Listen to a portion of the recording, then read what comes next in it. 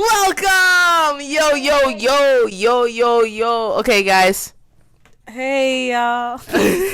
This is gonna be a little weird. Hey, guys, and welcome to the first episode of Odd One in the podcast. I'm your host, Virginia Muturi, and this is our special guest, Karen Balinga, a.k.a. Mel.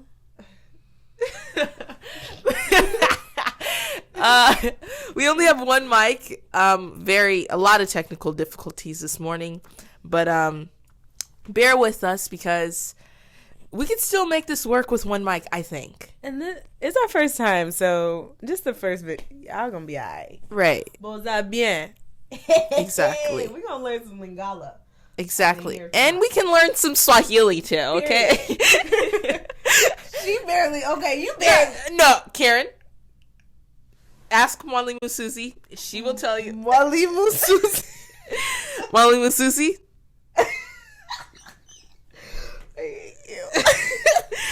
Anyways. Okay, so Odd One in episode 1.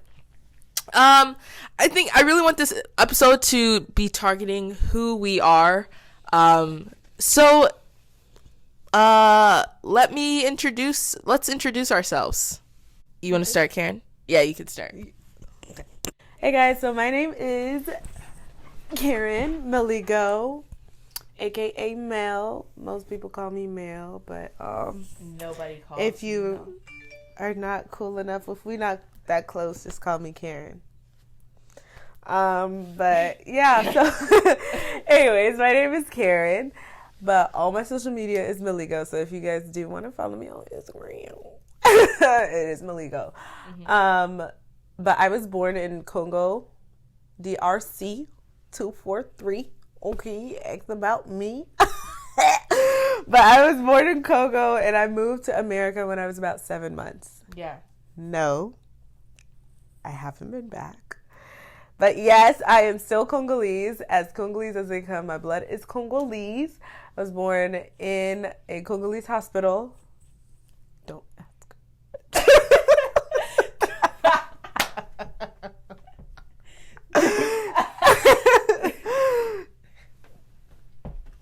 Yeah, keep going. Keep going. My dad, for people who my dad, for people who know, my dad is Topoke and my mommy is Muluba. No, my grandpa is Muluba, so my mommy is Muluba. Period. Don't ask too many questions, y'all. Anyway. No, but yeah, I moved to America when I was about 7 months. I moved to New Orleans, and then I moved to Texas, and now I've been in Iowa for about 13 years now. Wow. Yeah. Wow. Sadly. Okay, my turn. Yeah, go ahead. Oh, this is going to be something. It won't get up. This is a struggle. It won't get up. Okay, hi guys, I'm Virginia. Hey, Virginia. Hi. AKA, I don't have any. I don't really. Baby Gesh. Yeah, some people call me Baby Gesh because my middle name is Wangeshi. Last name is Muturi. I'm Kenyan American. I guess you could call me that. I am because so I was born in America, but my blood is Kenyan. Period. 100%. Poo. Period. Poo. That's so. Yeah, I was born in America. I was born in Iowa City. So, and I've been here all my life. So, Sadly. Yeah, not sadly, but like, dang, bummer. You've been here. Cold. Yeah. So, we're gonna talk about like really what's it like being African, but like basically also being American. Mm-hmm. So yeah, what's it like for you, Karen? Okay, so all my life I've had to fight. Let me stop. Okay. Period. No, No, but for real, I feel like all my life I've just had to like back myself up. Yeah. With either side. Okay, so obviously I was born in Africa and I was raised in America for almost 1 years now. I feel like the African community, since I wasn't raised in Africa and since I wasn't like I speak proper English, and since I don't speak Lingala completely clearly, and my French has faded a little bit. And like I don't eat all of African's food, you know, and I don't do everything African way. Then African people, all Congolese don't claim me. My friend Jeremy, he always makes fun of me. He's like, watch, go to Africa and see who's gonna take you in there. I'm like, wow. He'd be like, who do you think is your family there? I'm like, wow. Just because, like, he's like, everybody would laugh at your Lingala. And it's true. Even people here, I remember talking to my grandmother on the phone when she was still in Africa, and she'd be like, oh my gosh, what are you saying? But on the American side, obviously, as soon as an American hears my parents' accents, they're automatically like, you're not one of us. As when I was a kid, like, we say, I was still called the African booty scratcher. Right. You know, yeah. I was still that African girl. You know, my parents didn't always dress me up as the other American kids. I didn't, you know what I mean? If we brought sack lunches, it was never fufu, but like every once in a while I'll get some rice and beans. Okay. Yeah. You know what I mean? Like it wasn't that American thing so it was like on the American side, they didn't really claim me, but on the African side, I wasn't claimed either, so you just kind of in the middle, like stuck in the middle, you know. So I feel like that's a show on Disney Channel, Stuck in the Middle. Oh yeah, I think so. Yeah. Well, shoot, they stole it from me. You heard it here first, guys. Yeah. But yeah, what about you, Gigi? What about me, Gigi? What about me? So I was born in America. But my blood is Kenyan. I also had very similar experiences being like stuck in the middle kind of thing because, I mean, since I grew up in America, I'm an American child. But when I go back to Kenya, it's like, you're American. You're not Kenyan. Oh, yeah. So you got like the physical, actual like feeling of being in America and being in America. Yeah, and it's completely different. Like here, it's like, okay, obviously you're Kenyan, like you're African, but then when you're in Kenya it's like, oh, you're American. I remember when I did the eulogy for my grandma's funeral, my mom, like I did it in English, my other cousin did it in Kikuyu. Oh, that's nice. Yeah, it was, that's I know, so nice. I was like, wow, that's so cool. So I read it in English. And then after the funeral, they were like saying, people were asking, my mom's friend is like, is that the only way that she can talk? Oh.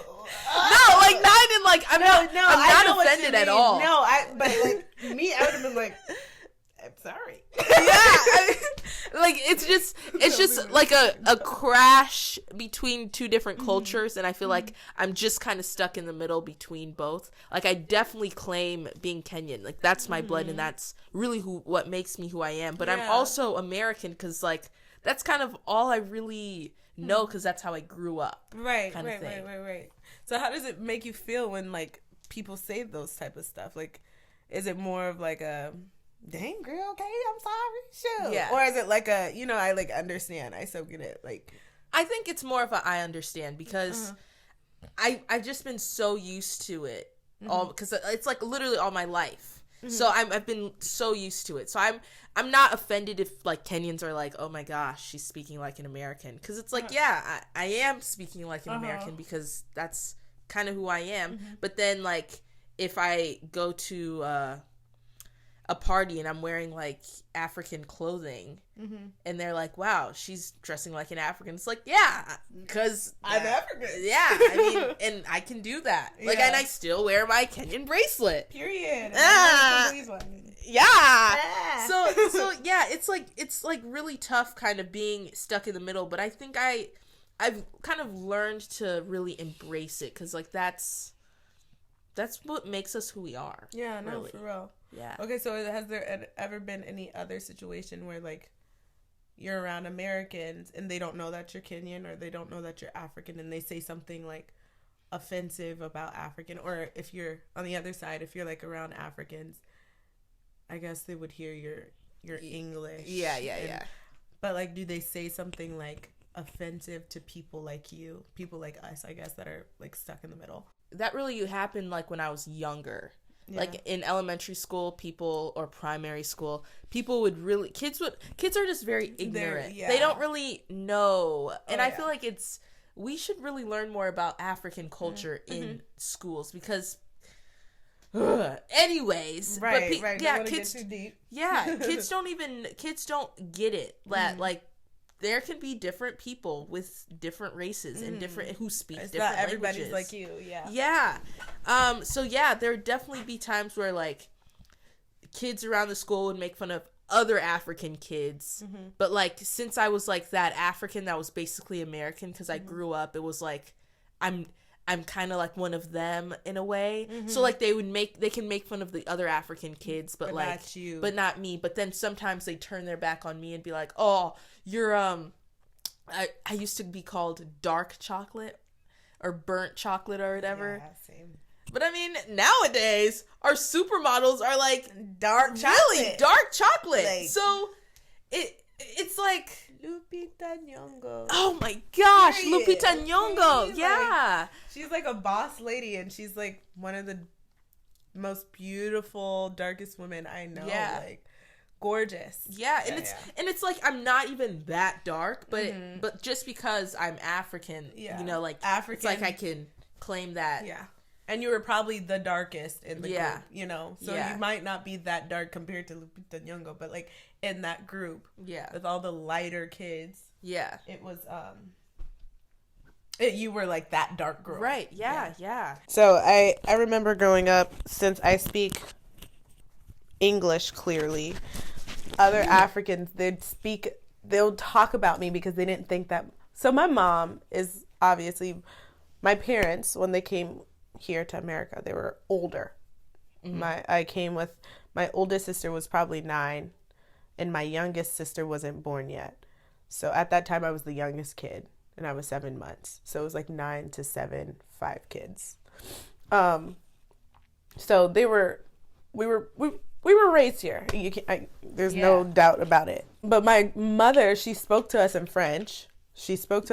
We prayed in French. We sing songs of, like, we used to have prayer time, and we still do sometimes at night before we go to sleep. And we would all sit in the living room, and all of our singing was in French and in Lingala. All of our praying was in French and Lingala.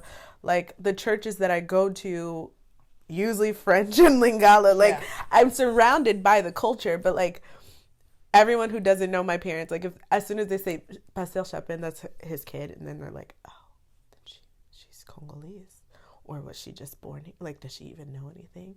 So I remember sitting down, I'm not gonna say the name, but, like, someone was doing my hair, and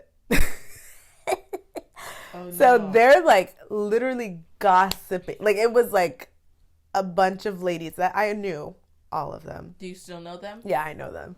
And they're all, like, talking about me, talking about, like, people that I know. Yeah. And I'm obviously go back home, Mom, guess what? Yeah. But, like, at the moment, they were, like, talking, but, like, the lady that was doing my hair wasn't, because she knew I understood everything. Yeah, that's awesome. So she was like, so she slipped, I guess, because she was speaking to me in English most of the time, and then she slipped and talked to me and spoke to me in Lingala, and she was like, hey, are you hungry? Uzara nzara. That means, are you hungry? And she, like, told me, like, hey, there's food in the kitchen, and they all, like, their faces, like, dropped, and they were like, she understands Lingala? She was like, yeah. She understood everything that you just said. Ah, boom! I was like 9 or 10, and I was just sitting there looking at them like, I'm about to go tell my mama. I'm about to go tell my daddy. Yeah.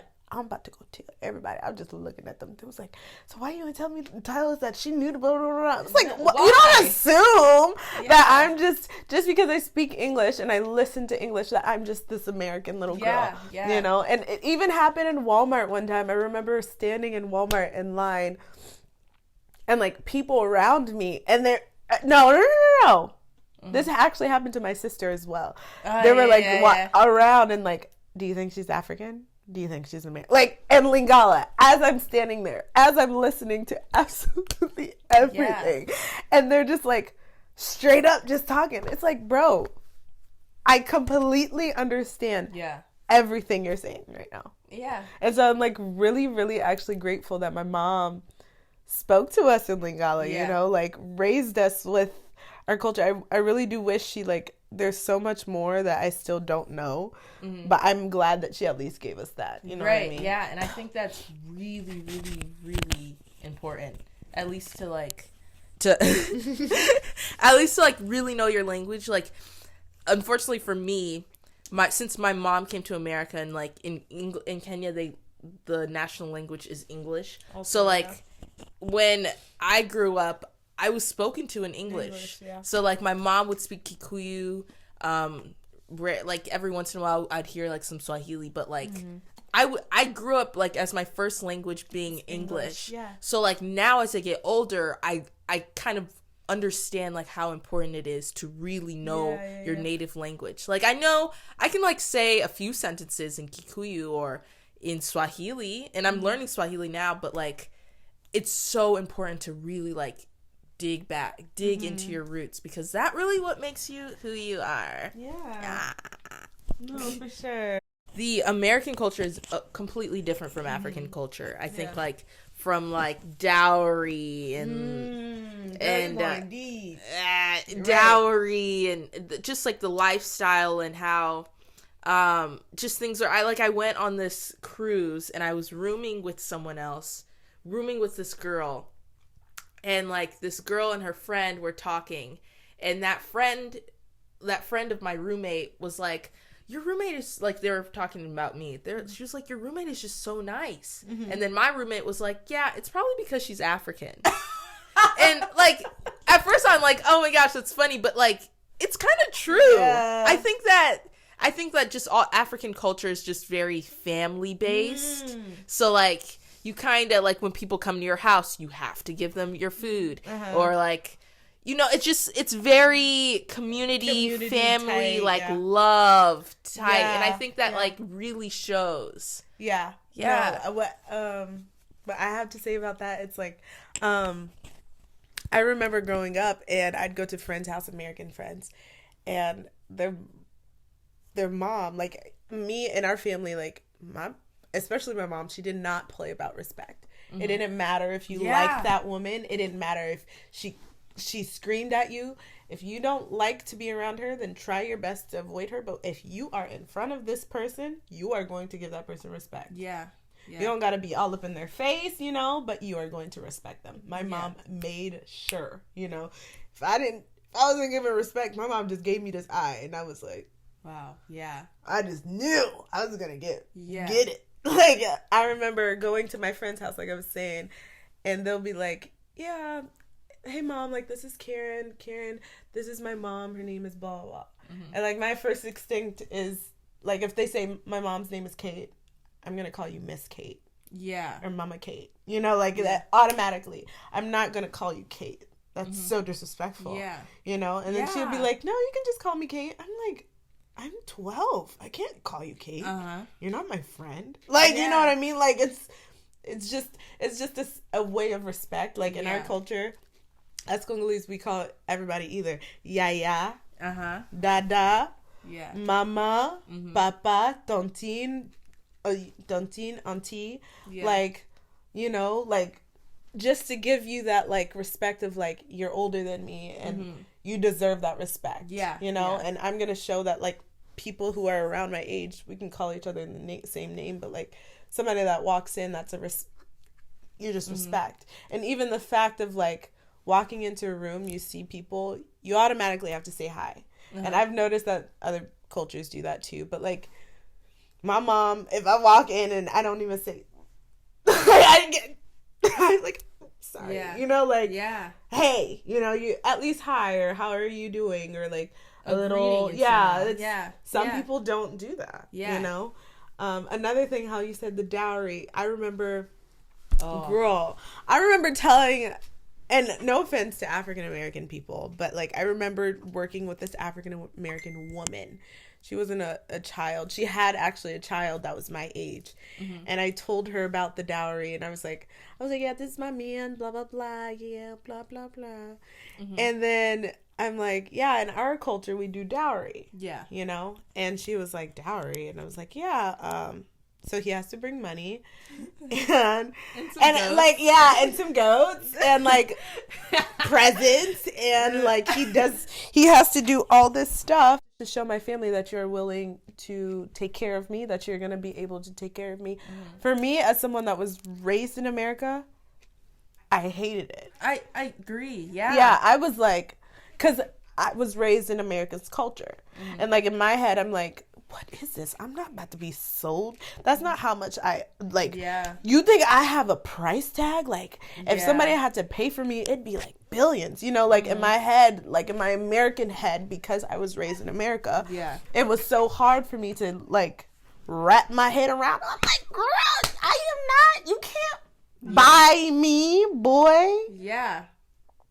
You know, but like as I grew up, I'm like, that's our culture. Mm-hmm. That's what makes us us. Yeah. My grandmother did it. My mother did it. My aunts did it. My cousins doing it. My cousins who have gotten married have done it. My older sister has done it. Yeah. That's who we are. We can't switch our culture, change our culture, reject our culture for someone else's culture just because we were raised here, you know? So it took me a very long time, and I respect it. I mean, I don't respect the whole give me $70 million, you know, but like a few $1,000s, I know that still sounds like a lot. And like I said, if you didn't really get raised in that culture, you won't really be able to wrap your head around it. But that's just the way that like they were told back in the day. This is how I'm showing you that I'll be able to take care of your daughter. Yeah. Yeah. You know? And so, like, I'm telling this woman, like, this is what we do. Yeah, like, it took me a long time to understand it. And she was like, if my son my son would never marry an African, because we is not about to give no money. We is not about to. I was just like, you don't have to agree with it. But, right, she was like, I was just like, you are lucky you are a grown lady, and I have to respect you because I really do give people a lot of respect. I'm just like, you don't have to, like, agree with it, but you can respect it. Yeah. You know, like, you don't have, and the thing is, like, African Americans, they jump over a broom, you know, which was back in the day was because in slave times, African Americans weren't really allowed to completely do a wedding. So to show their union, they would jump over a broom, you know? So like nowadays, obviously they don't have to jump over a broom, but to show respect to their ancestors and to their families who have done it, they do it at their weddings. Yeah. I'm like, so if I married a African American and they're like, yeah, we have to jump over a broom, I can't be like, boy, I ain't jumping over a broom. Yeah, that's stupid. You kind of have to just like, do it. I respect you. Yeah. I respect your family. I respect y'all tradition. So I'm going to do it. You know what I mean? I really wasn't. So that's like the pool of like, but there's also the fact that like African culture believe that they're like still in like the back olden days of like women have to clean, have to do this, have to do that. Please let me. Oh my! That's the mic. Oh. Okay. I'm just gonna take my hood off. For real. Yeah. For literally. Yeah. Mm-hmm. And that's the culture. The culture of men being greater than women has to be left in 2019. Please. For Africa? Yeah, because I hate that. I really do. Okay, so for example, I was raised by a single mom. A strong single mom. Yeah, and she doesn't need muscles to show you that. Period. Okay. Mommy, I love you. Period. That's my No, tea. Okay. yeah, literally. So I was born by I was raised by a strong single mom. So I know that women are very capable of doing everything that a man can do. And that's that. So the fact that like some people believe that women, or they probably don't even believe this, but this is just how like things go, that women just women are supposed to be in the kitchen. Women are supposed to be washing dishes. Women are supposed to be cleaning up. Women are supposed to be the ones that take care of all the kids on their own. And women are supposed to be the ones that are changing diapers, all those things, while men just work and come home and get their shoes taken off. Yeah. Get back. Yeah. Where's the food? That kind of thing. It's like, well, I was talking to my cousin the other day, and he was like, telling me about how he wants to provide for his family and he wants to work for his family. And I told him, like, yeah, I agree with that. Like, do that. That is very, like, be that gentleman for the house. But also don't, like, lower your wife, if that makes sense, or make it seem as if, like, she can't grow anything. Or she can't provide either. She can't, you know? Yeah. I feel like in a relationship it should be like half and half, not we'll have a video about that soon, guys. Not 75-25. It should be half and half, 50-50. Yeah, 50-50, where like you both people are providing to the relationship. And I think that dowry, it definitely goes back to how like the olden days, and I feel like it's all more these of things. Culture, though. And it is a lot of culture, and it's really respectful to continue that tradition. And I think that even when I get married, I'll probably carry that tradition, even though when I was younger I also did not want to do that, because I don't want to be sold to some person, and then he feels like he has this power over it, you know. But but I think that you still have to continue, because to continue these traditions, and you still need to continue the culture. But like, it definitely needs to be 50-50, 100%. Yeah, well, okay. My thing about it is, like, you also have to go by the Bible. Yeah. See, the Bible also does say the mother is the nurturer, you know? Yeah. So, that's just going deeper into relationships. But the dowry, this is also going deeper into relationships. That's fine. It's also like who you decide to be with, you know? If you're deciding to be with somebody that respects you, and that respects your family and respects the boundaries that you guys have and what you do agree, that's really what the dating part is, to understand. I mean, you'll never really completely learn somebody, but if you understand and respect and understand your boundaries between that person, then the dowry shouldn't really be that big of a deal. But for some people even still in Africa, their family, like, not necessarily sell, but like make it eager for them to get married so they can get that money, so they can get all those dowries and all that. And so now they're getting married to a man really for that money. And that man does have power over this young girl who in reality doesn't even really know that man, you know? Once again, that's all on another side. But culture related, I feel like it's really hard being this like stuck in the middle people. I'll call them. So stuck in the middle. We're stuck in the middle. We're literally stuck in the middle. I feel like it's hard for us because those type of things of like women needs to stay in the kitchen. We're raised in America, where there's a lot of feminists, which is, once again, you got to go back to the Bible, because some things the Bible really do just say, this is how it is, no other way. But they say, like, in America, like, women are like, okay, we're this, we're that, we're powerful, we're this, we can do this, we can do that. In Africa, it's like, the man do this, this is where the woman needs to be. So it's like, maybe if I was raised in Africa, then it would be different mindset. But since I'm here raised in America, when people come from Africa and they're like sometimes they'll see me with like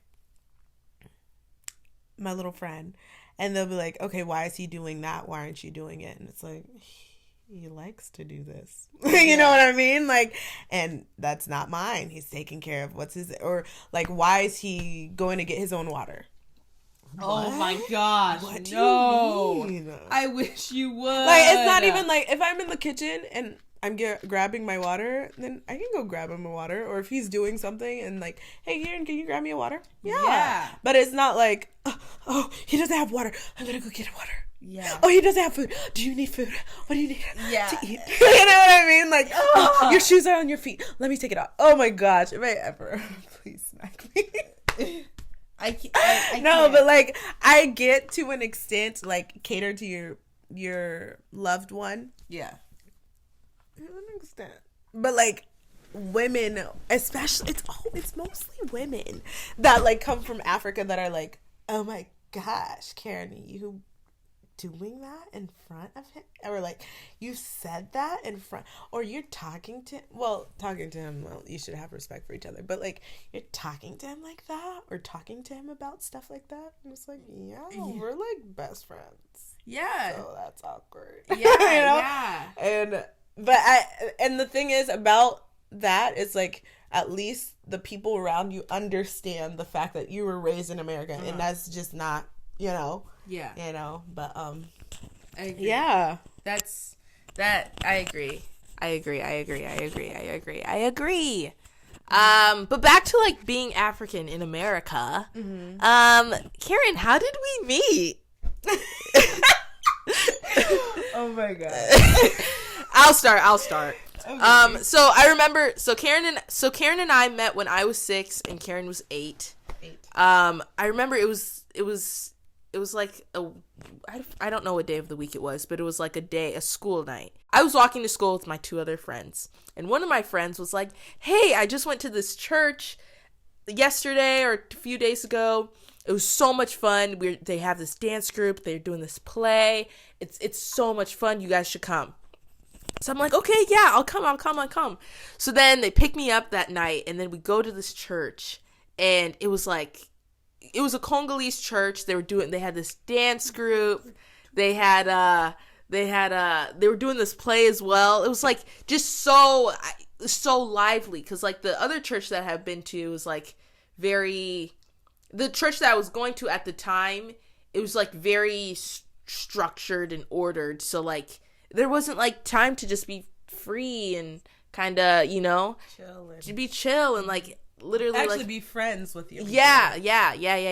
So yeah. So then I remember I met Karen that day because she was there. It was Karen's church. So like Karen's church, the Lord's church. Yeah, but Karen's dad was the pastor. Karen's dad is the pastor still now. But like, so yeah, and Karen was wearing this turtleneck rainbow shirt. I don't know what pants you were wearing, but I met her from there, and that's how everything kind of started.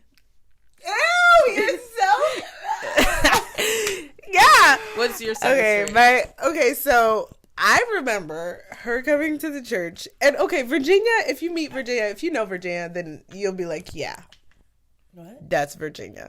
Virginia walks into a place, and she's kind of have calmed down. I feel like her personality kind of calmed down, and I don't like that. But when she was younger, she used to be like this energized ball of like, hi, my name is and I feel like that's why we like connect so well, because that's how we are. We're just like so friendly, you know? And but yeah, she like, you would think this girl, the first day you come, young people, little people, she's 6. They're usually like kind of shy for at least a day or two. No. She was not shy. She was not shy at all. She came and like introduced herself. She had this bright red lipstick. I remember it was from that green one, right? That green thing. The that green was lipstick. My mom's lipstick. Favorite one. And it's so hard to get off. It's horribly hard to get off. But she had it bright red. When I say you, out of the lips and everything on her cheeks. I'm joking. But it was like a lot of bright red lipstick. This red top, I believe. I guess it was to match the red lipstick. Color coordination. Obviously. And she had these jeans with 2 huge holes in the knees. Like, bouncing off the wall type of energy. And ever since then, 13 years later, here we are. Yeah. Yeah. And Yeah. it just hasn't changed since then. I agree. Ugly. No, but yeah, that's how we met, and we have just been stuck in between ever since. Yeah. I remember after that. So after that, I ended up joining the dance group and being in the play. And my little brother, remember Stanley? Yes! Stanley was our baby Jesus. Stanley was the baby Jesus. I think he was a few months old because it was in December. Yeah. He wasn't even 1 yet. So we literally watched Stanley grow. Oh my gosh. Yeah. And that's kind of how everything kind of happened in a way. And it's so cool. Yeah, we did dance group. We did our Lingala songs, not just English songs. Okay. Yes. Our favorite was obviously Makoma. All you guys out there that listen to Makoma, if you don't, search it up right now. Right now. Look it up. After this video, actually. But y'all should comment which Makoma songs you like the best. Yeah. I think my favorite is, how does it go?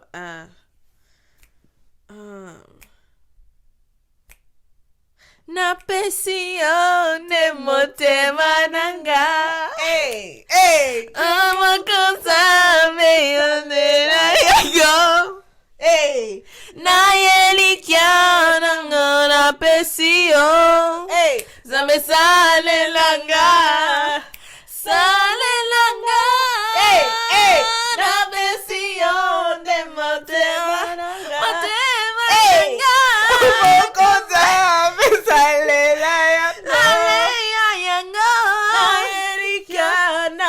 Napesión. Dame sale langa. Hey.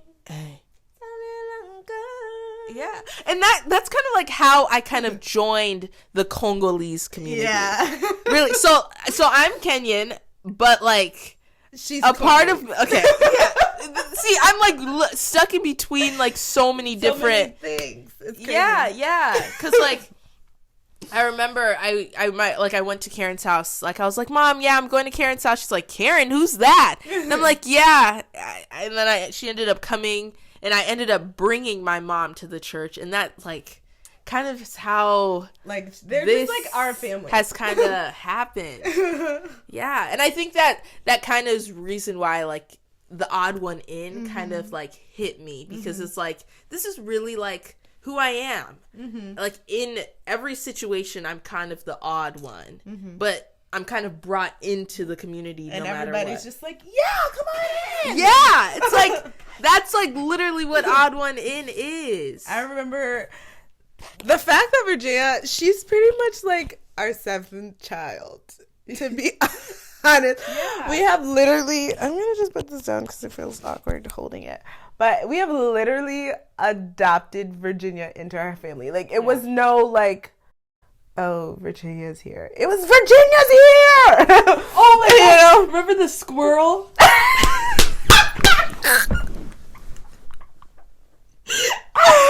Literally, I don't know what she hasn't been. We have been through that she has not been part.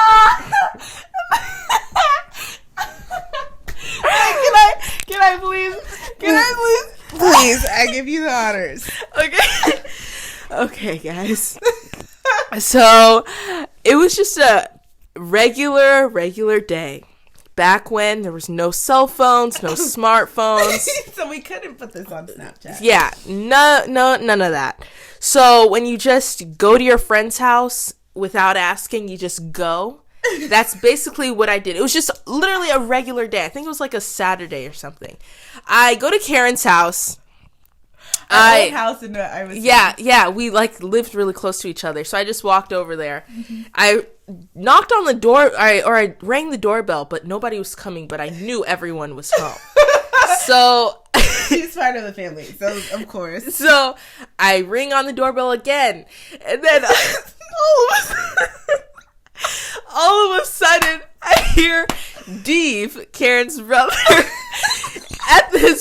in his bedroom window, he goes, Virginia, run inside.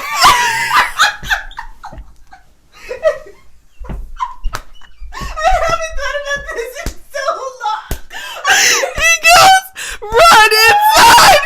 Run! I'm crying!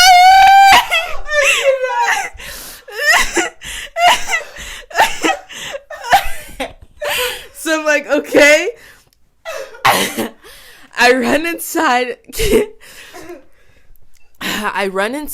I like go to the bedroom. And I find everyone in their bedroom. So I go, and they tell me, there's a squirrel in the house. And I'm like, what? They're like, yeah, a squirrel broke in, and now it's in the house. So... Virginia, the fact that you exposed it, our family. The fact that you exposed it. Okay. There's a squirrel. And eventually, after like maybe an hour of staying in the room, we ended up getting out, and the squirrel left. But that was so funny. Oh my god. So funny. I remember on our side, I don't even remember who like told us, but we was all on the bed. When I tell you all of us was like scrunched up, we locked the door. Not as if like he was gonna be able to push it open or something. Lock the door. Everybody, you go do it. You go do it. It's like 6 of us. So this type of stuff is always so fun. Not fun at the moment, but like everybody's like, you go take it out. No, you go. And so like my parents are out of the house. Yeah. Like, where in the world? Why did this happen when they're... I think we had a bird in our house once too. And so like everybody's like, you go do it. No, you go do it. No, you go do it. And like my mom came back like, that's why I tell y'all not to leave the door open. I was just like, It was so scary. I think we tried to hit it with a shoe. It was too fast. It was.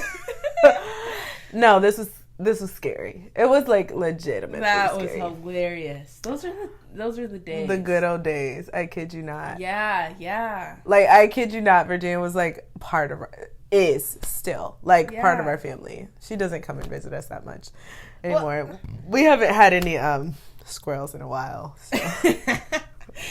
Oh man, No, that yeah. was great. Honestly, that was. It was so funny. It was like one of those things that like you about to die at the moment, but like you look back and it's like, wow, that happened. That, yeah, like a legit squirrel, like this big, bro. Yeah. Oh my gosh. and I think like all of our life experiences really do happen for a reason. So like, good and bad, they really do happen for a reason.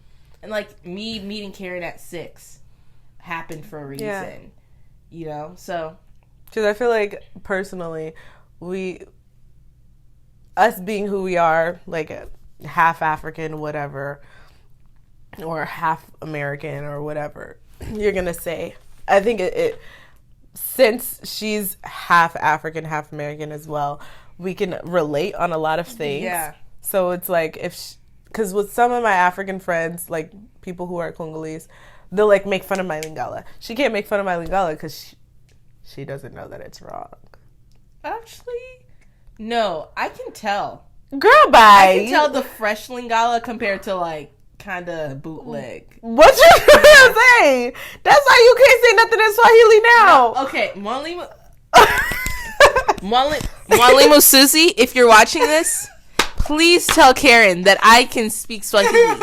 Nina zungumza Kiswahili kabisa. Yeah, I can hear. Like your whole is wrong. No, no. Karen. No. Ninajua Kiswahili kabisa. Aha. Dio. Hapana. That I love the word hapana. It means no. And those you out there, you did. What did you think? Girl, bye. I know what. You didn't even I know. know what apana mean. All right, so I guess that's the end of the podcast today. Odd one in episode. We didn't end really well. We did not end really well, but I think that's okay. I think that's okay for like the first time. Okay. You know, we've had technical difficulties. Thanks for having me, y'all. Yeah. Karen, Mel is out. Y'all can call me Mel, like legit. no one calls her Mel. Everyone calls me Mel. The cool ones, the ones who are close to me. You tell your people at work that. No. I should have. The next job I start, I'm gonna be like, yeah, my name's Malika, but you guys can call me Mel. I wonder how long that'll last. What if I go, my name's Wangeshi, but you can call me Wang? That would be sick. Imagine like walking down, Mel. You would not answer. Mel. Oh, that's me. Yeah. Like, who can Mel answer Yeah. this girl? Like, didn't? Oh, that's me. Yeah. Like, if you call me Wangeshi, I would completely answer you. But if you call me, like, Wang, W-A-N-G, Like, who? probably not. But Really it takes some talking getting used to. Because, like, I have the nickname GG or Vergg. And I kind of got used to that. Kinda. Gigi, Yeah. Baby Gash. Oh, yeah. Joy's dad calls it. I Oh, love that. think I think that's who I heard it from. And I was just like, Baby Gash? Yeah. She is Baby Gash. I think he still calls me that. Yeah. Anyways, thank you guys so much for watching. Can't wait to see you in the next one. Episode 1 is over. Bananas. Oh, yeah. We didn't even eat the bananas. It's okay. No, it's not. Over. It's over. You better cut it off over there. No, this is a good one. I told you. Mm-hmm. Guys, bananas are the greatest fruit. No, because it has some brown in there. Don't get the ones that like mostly green. That's gross.